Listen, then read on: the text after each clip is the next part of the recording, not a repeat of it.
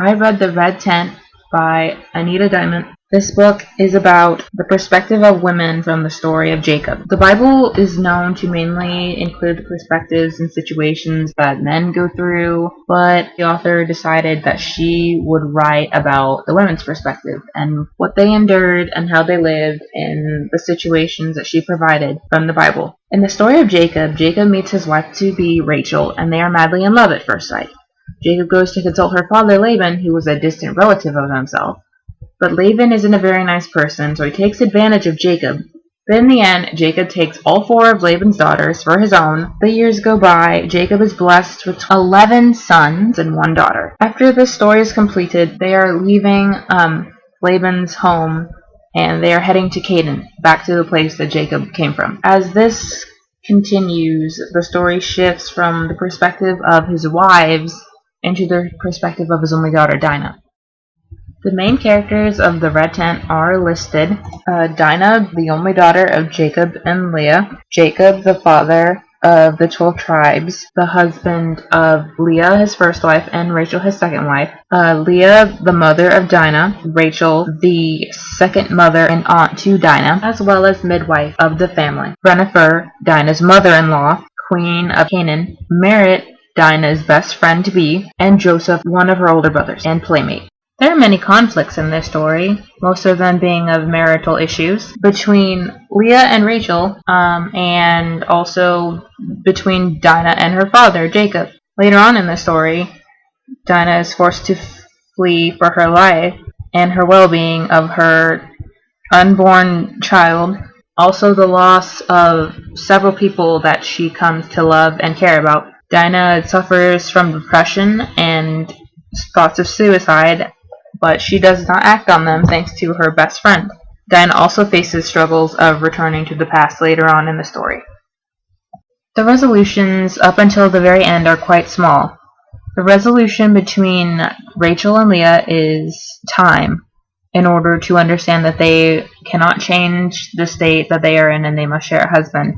They will never be as close as they were before they met Jacob, but that's just how it is. Dinah, through all of her situations, is finally at peace because of the people that she meets and her ability to open up and let everything that she's gone through out.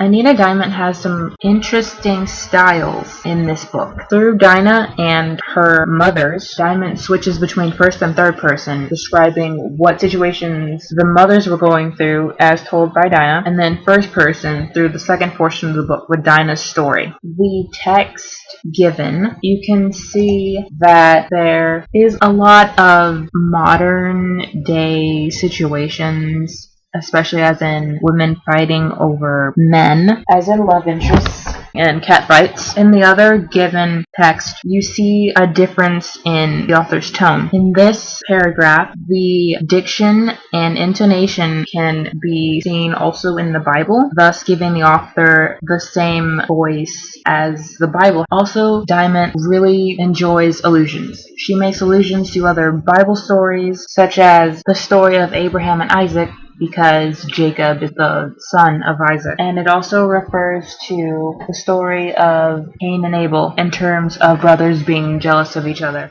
There are many themes in this book, but the 2 that I picked were one from each part of In the story of Jacob, I picked this theme because no matter what hardships that the wives faced, they stayed together and they were still family, regardless of their father, regardless of how they felt toward Jacob and how they felt toward each other about Jacob, and through the troubling times that they had later on. With the story of Dinah, I picked this thing because after all the pain and the suffering and the loneliness that she endured, she stayed true to herself and she didn't let things affect her in a way that made her into someone that she wasn't. I recommend The Red Tent to anyone interested in a female perspective of the Bible. You don't have to know the Bible story to understand.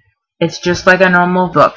It gives you the beginning and the end and everything in the middle. But I don't recommend it for strictly religious people because this book twists the Bible around a little bit and it is not what you expect after a couple pages, and then you really have to look at it like you are reading a normal fiction book. And if you can look past that, then you can get a wonderful perspective and insight to someone else's idea of how women in the Bible were treated and how they acted and how they thrived in the Bible time.